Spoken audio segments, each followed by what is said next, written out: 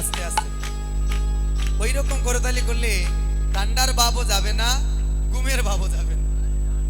রাধে রাধে। এমন ভাবে করতালি করবেন যাতে বক্সের সাউন্ড যাতে শোনা না। রাধে রাধে সবাই।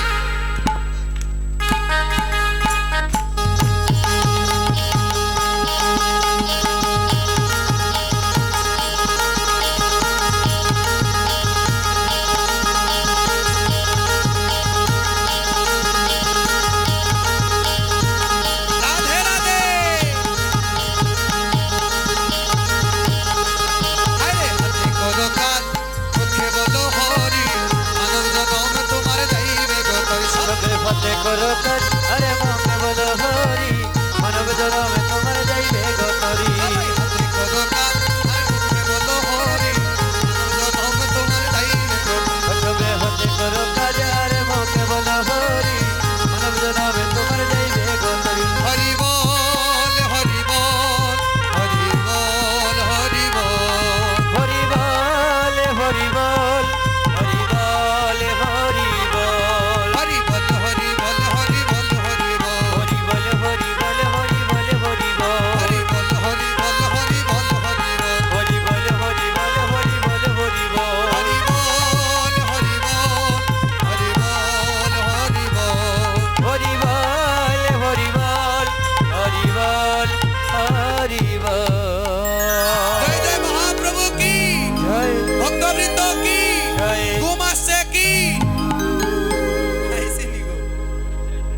प्रार्थना करी राधे गो आज যারা তোমার কীর্তন আস্বাদন করবার জন্য এখানে এসেছেন হে রাধা রানী তুমি সবার মনের বাসনা সমানভাবে পূর্ণ করে দিও। হরি বল হরি বল।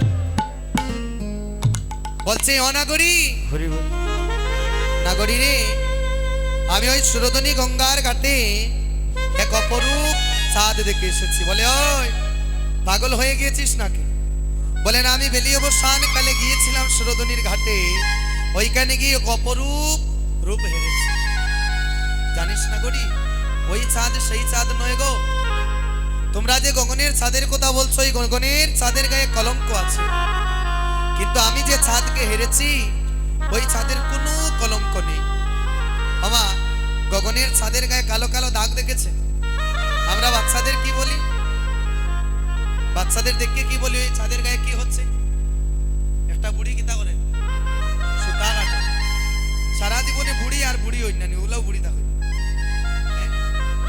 আমি ছোটবেলা শুনলাম মা বাবা বললেন যে বুড়িয়ে সুতা কাটে, তাহলে এখনো কিতা কাটা শেষ হয় না, আর এই বুড়ি কিতা আর বুড়া হইতে নাই। এটা হচ্ছে চাঁদের গায়ের কলঙ্ক, কালো কালো দাগ যেটা, এটা হচ্ছে চন্দ্রদেব অভিশপ্ত হয়েছিলেন। কেন?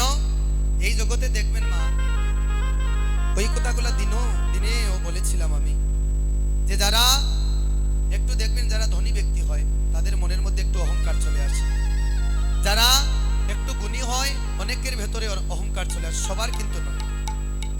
এমনও আমরা তো কীর্তনে আছি, এমনও মানুষ আছেন জানেন প্রচুর সম্পদের মালিক। আমরা দেখেছি যে তার ঘরে একটা চেয়ারের যে মূল্য আছে আমার সারা ঘর বিক্রি করলেও তাও, এমনও মানুষ আছে আমাদের সমাজে।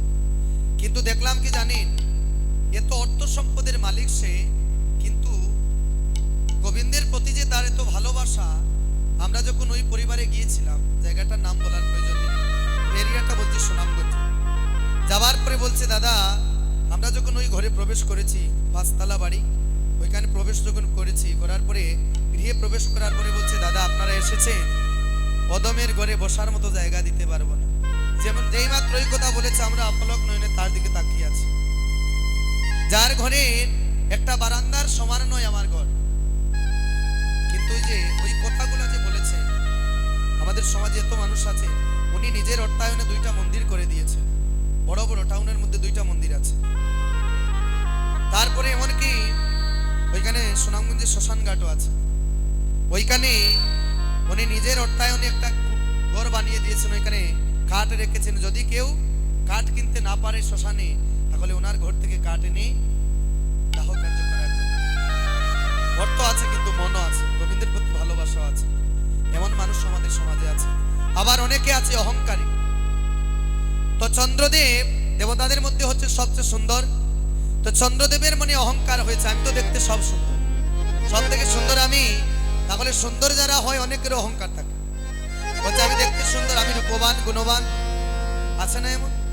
তো যেই যেই সময় ওই অহংকার এসেছে চন্দ্রদেবের, গুরু পত্নীর দিকে কুদৃষ্টি দিয়েছে। এবার গুরুদেব অভিশাপ দিলেন, চন্দ্রদেব তুমি যে গুরু পত্নীর দিকে তুমি কুদৃষ্টি দিয়েছো, আমি তোমাকে অভিশাপ দিলাম, তুমি যে পূর্ণ চাঁদ আজ থেকে 15 দিনের ভেতরে তোমার 15 কোলা চাঁদ মাটিতে খসে পড়বে। এবার চন্দ্রদেবের স্ত্রীগণ ভাবছেন, শর্টকাট করে বলছি, চন্দ্রদেবের স্ত্রীগণ ভাবছেন যে আহারে, যদি আমাদের প্রতি ওই পূর্ণ কোলা চাঁদ যদি মাটিতে খসে পড়ে তাহলে তো আমরা বিধবা হয়ে যাব। তাই চলে গেলেন গুরুদেবের নিকটে। চন্দ্রদেবের স্ত্রী হচ্ছেন 27 জন। চলে গেলেন যখন গুরুদেবের নিকটে, গিয়ে গুরুদেবকে প্রণাম করে বলছেন, গুরুদেব আপনার নিকটে আমরা এসেছি, জানি আমাদের স্বামী অপরাধ করেছেন, কৃপা করে এই রাস্তাটুকু দেখিয়ে দেন, যে রাস্তায় গেলে আমাদের পতির প্রাণ আমরা আবার ফিরিয়ে আনতে পারব। এবার গুরুদেব বললেন, শোনো মা, তোমরা যদি এই প্রবাস নদী থেকে 27 গোড়া জল যদি 27 জন স্ত্রী আনতে পারো, তবেই এনে যদি চন্দ্রদেবের মস্তকে ঢালতে পারো, তবে চন্দ্রদেবের প্রাণ আবার ফিরে যাবে। তাই 15 দিন হয়েছে, 15 কোলা চাঁদ খসে পড়েছে, 1 কোলা চাঁদ গগনে আছে। ওই 1 কোলা চাঁদ মনে মনে ভাবছেন, জল আনতে গিয়ে যদি 1 কোলা চাঁদ যদি খসে পড়ে তাহলে তো চন্দ্রদেব পাবো না। তাই ওই 1 কোলা চাঁদ নিয়ে চলে গেলেন কৈলাসে ভোলানাথের নিকটে। ভোলানাথের কাছে গিয়ে বলছেন, ভোলানাথ সবকিছু বিবরণ বললেন। ভোলানাথ বললেন, তাহলে বেশ আমার কাছে চন্দ্রদেবকে দিয়ে যাও। চন্দ্রদেবকে তিনি জটার মধ্যে রেখে দিলেন। দেখেছেন মহাদেবের জটার মধ্যে একটা চন্দ্র আছে, ওই দিন রেখেছিলেন। যখন 27 জন স্ত্রী মিলে 27 গুড়া জল আনলো, এনে ঢালবে কোথায়? চন্দ্রদেব কোথায়? মহাদেবের মস্তকে। জল এনে ঢালছে কোথায়? চন্দ্রদেবের পরে। জল বেয়ে পড়ছে মহাদেবের মস্তক দিয়ে। বাবা, শিবের মাথায় জল ঢালা হয় কেন গো? সামনে তো শিব চতুর্দশী, মনে হয় বুধবারে না, মনে হয় আগামী বুধবার সম্ভবত। সেই মহাদেবের মস্তকে জল ঢালা হয় কেন জানেন না? সবাই কিন্তু জানেন। অনেকে বলে মহাদেবের মস্তকে জল ঢালা হয় মহাদেবের মতো সুন্দর স্বামী পাবার জন্য। তাহলে মহাদেবের মতো যদি গুণসম্পন্ন স্বামী পাবার জন্য সাধনা করেন, এটাও কিন্তু ঠিক, যে মহাদেবের মতো গুণসম্পন্ন স্বামী পাওয়া কিন্তু সবার ভাগ্যও হয় না। তাহলে যাদের স্বামী নেই তারা জল ঢালছে স্বামীর জন্য, আর যাদের স্বামী আছে তারা কেন ঢালে? আপনারা কেন ঢালছেন? সবকিছুর পরে হচ্ছে যে পতির প্রাণটা আবার আয়ু বৃদ্ধি করেছেন, এই জন্য মহাদেবের মস্তকেও জল ঢালা হয়। এবার জল যখন ঢেলেছেন, এবার মহাদেব বলছেন, শোনো, আজ থেকে 15 কোলা চাঁদ গগনে উদয় হবে। চাঁদের গায়ে যে কলঙ্ক লেগেছে, কালো কালো দাগ থাকবে, আর 1 কোলা চাঁদ আমার জটার মধ্যে থাকবে। ওই 1 কোলা চাঁদ আমি দেব না। তাই মহাদেবের জটার মধ্যে 1 কোলা চাঁদ, আর গগনে উদয় হয় 15 কোলা চাঁদ।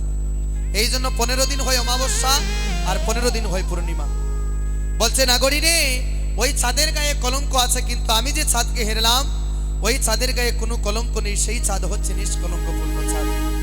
এবার বলছে, ওই চাঁদ যদি তুমি দেখতে চাও গো, তবে আমার সঙ্গে তুমি সুরধনী যেতে হবে। তাহলে তুমি ওই দেখতে পাবে ওই সুরধনীর ঘাটে কেমন চাঁদ। বলে, এই চাঁদ গগনের চাঁদ নয়, এই চাঁদ কোন চাঁদ জানো? মাটিতে চাঁদের উদয় দেখবে যদি আয়, সোনার চাঁদে কেউ দেখলো না, দেখলো নদিয়ায়। ওই মাটিতে চাঁদের উদয় দেখবে যদি আয় রে, সোনার চাঁদে কেউ দেখলো না, দেখলো নদিয়ায়। মাটিতে চাঁদের উদয় দেখবে যদি আয় গো, সোনার চাঁদে কেউ দেখলো না, দেখলো নদিয়ায়। ওই মাটিতে চাঁদের উদয় দেখবে যদি আয় গো, সোনার চাঁদে কেউ দেখলো না, দেখলো নদিয়ায়। আয় গো, দেখলো নদিয়ায় নাগরী, দেখলো নদিয়ায়, দেখলো নদিয়ায় নাগরী, দেখলো নদিয়ায়, দেখলো নদিয়ায় নাগরী, দেখলো নদিয়ায়, দেখলো নদিয়ায় নাগরী, দেখলো নদিয়ায়। সোনার চাঁদে কেউ দেখলো না, দেখলো নদিয়ায়। সোনার চাঁদে কেউ দেখলো না, দেখলো নদিয়ায়। মাটিতে চাঁদের উদয়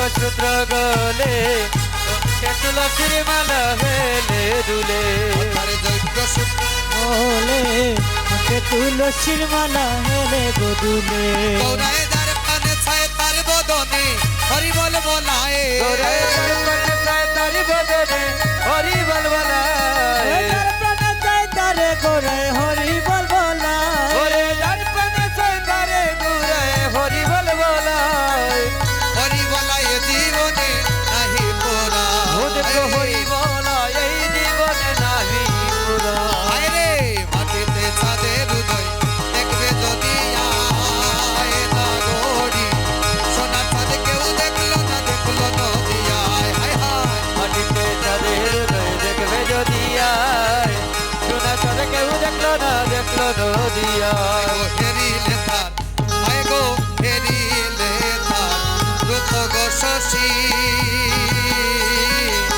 লাদে গগনের চাঁদ পড়ে যায় খুশি হাই গো হেরিলে তার হাই গো হেরিলে তার রূপ গো শশী রে লাজে গগনের সাথে পড়িল কলি রে হেরিলে রূপসী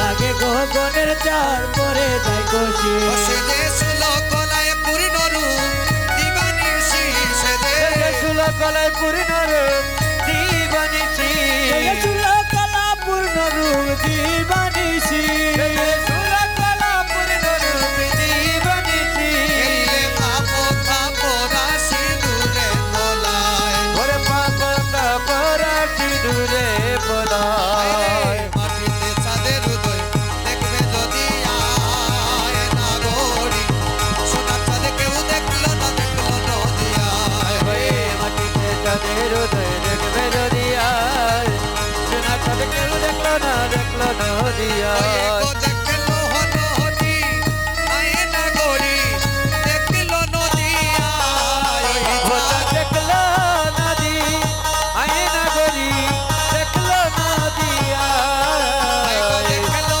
নদী আয় না গড়ি দেখলো ওটা নদিয়ায় দেখলো নদী আয়না গরি গো দেখলো নদিয়া দেখলো নদী আইনা করি দেখলো নদী ওরে দেখলো নদী আয়না গরি গো দেখলো নদিয়া সোনার চাঁদ কেউ দেখলো নদিয়ায় ওয়ে মন সোনার চাঁদ কেউ দেখলো না গো দেখলো নদিয়া রে মাটিতে চাঁদের উদয় দেখবে যদি আয় সোনার চাঁদে কেউ দেখলো নদিয়ায় হায় হয়ে মাটিতে চাঁদের উদয় দেখবে যদি আয় সোনার চাঁদে কেউ দেখলো না গো দেখলো নদিয়া গো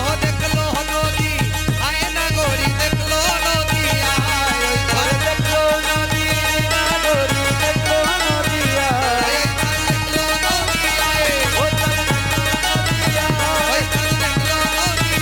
ও চাঁদ দেখলো নদিয়া গো দেখলো নদী আয় না গড়ি দেখলো নদিয়ায় দেখলো নদী আয়না গরি দেখলো নদিয়া সোনার চাঁদে কেউ দেখলো না দেখলো নদিয়া দুনা চাঁদ কেউ দেখলো না দেখলো নদিয়া হায় হায় মাটিতে চাঁদের উদয় দেখবে যদি আয় সোনা চাঁদ কেউ দেখলো না দেখলো নদিয়া চাঁদের হৃদয় দেখবে যদি আয় দুনা চাঁদ কেউ দেখলো না দেখলো নদিয়া